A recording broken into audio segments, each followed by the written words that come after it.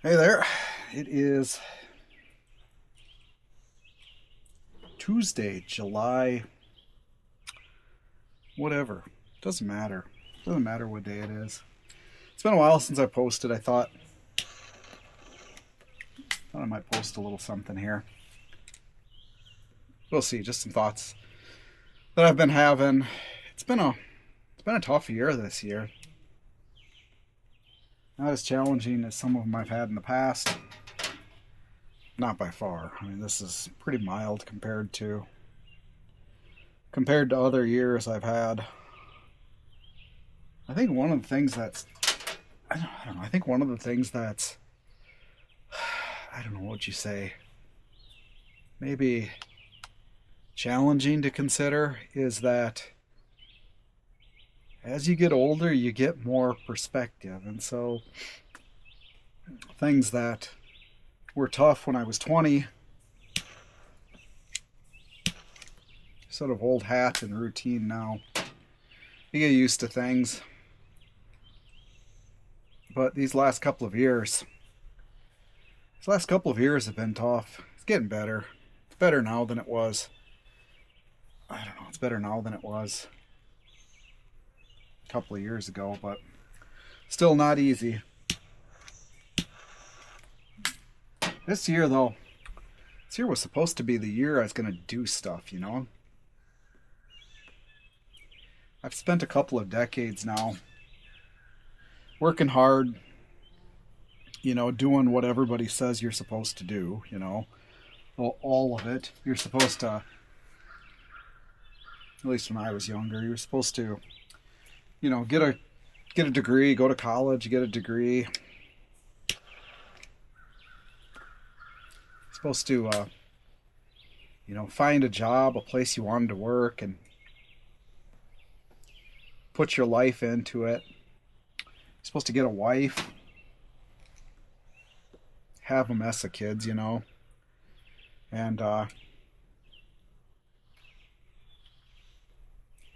that kind of got derailed. And it was me who derailed it. That's the thing. I think everybody's looking for somebody to blame when things go bad. And I get it. It's hard to admit that you're the problem. But almost always, if you spend enough time thinking about it, you'll find out that you were the problem, not circumstances. So, I got the dog down here, shaking the camera. But I was the problem, actually. So, and that doesn't mean that other people didn't play a role in those problems. But ultimately, ultimately, I think a man has to take responsibility for his actions and for his inactions, because a lot of the things that went wrong in my life weren't because of actions; they were because of inactions. And I think about I've started to read now the Old Testament. I spent a lot of time on the New Testament. I thought I want to read the direct words of Christ Jesus and really understand that message. What is Jesus really saying? And ultimately, what I found was, first off, it's pretty profound, but you also have to understand the Old Testament to understand the words of Jesus. I just think that's how it is. It would be like jumping to, I don't know, using a Tolkien reference, jumping to the end of, the third book, The Return of the King, and reading the last couple of chapters and going, now I understand how the story developed, but it doesn't work that way. You have to understand the setup. And the Bible has a lot of setup, an awful lot of setup. So, one of my mistakes that I made very early on was that I deferred to the women in my life, deferred to them. If they said, you should do X, I would, not so much bow my head, but accept that. Almost without question, accept it. And I think that everybody has their strengths and weaknesses. Everybody has their strengths and weaknesses. And I think it's wise to take counsel from wise people. But ultimately, I think a man's got to set his direction. A man's got to set his direction. And I let the people set the direction for me. And that has brought me a significant amount of misery. Now, if I look back on it and say, well,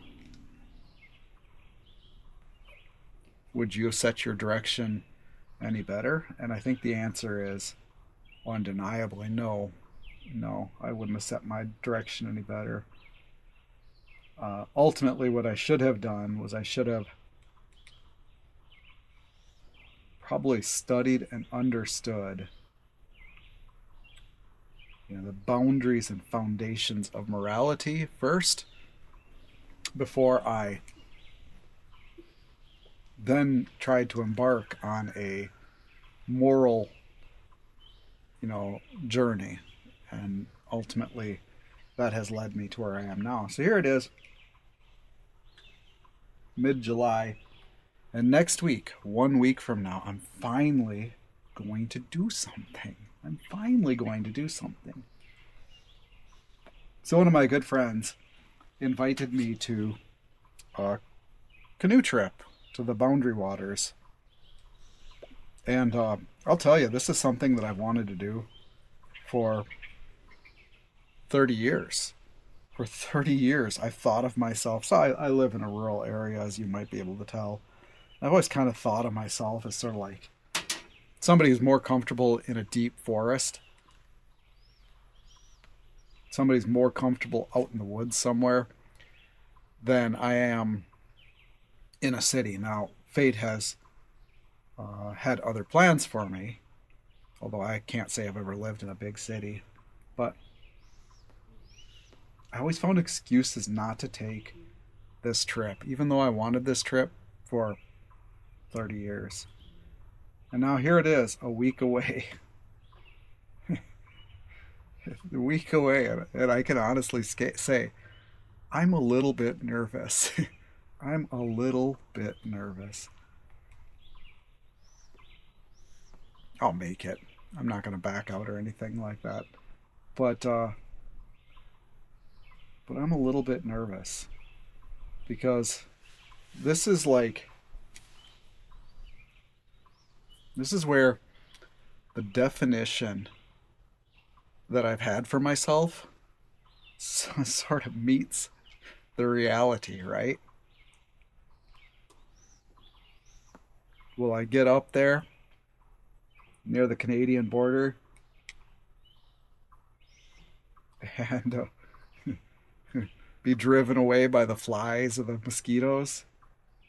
Of course, I've spent time out in the woods. That stuff doesn't bother me too terribly much. But what happens if I can't sleep for 4 nights?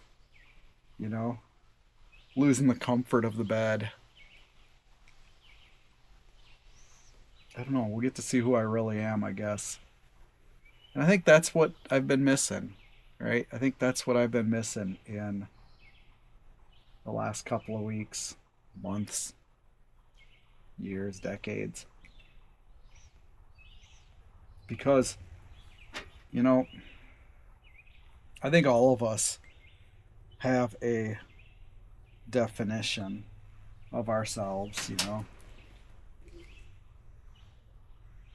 We want to believe that we're something, that we're someone. We want to believe that the world not that the world conforms to us, but that we're important. And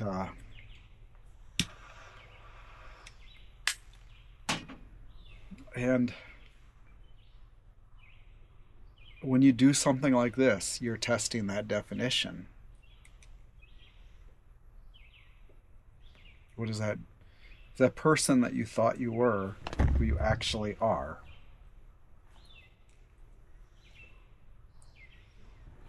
And I think that's the, I think that's the great challenge. And I think that that's very likely what it means to, it's like the meaning of life is to find out if you really are who you thought you were.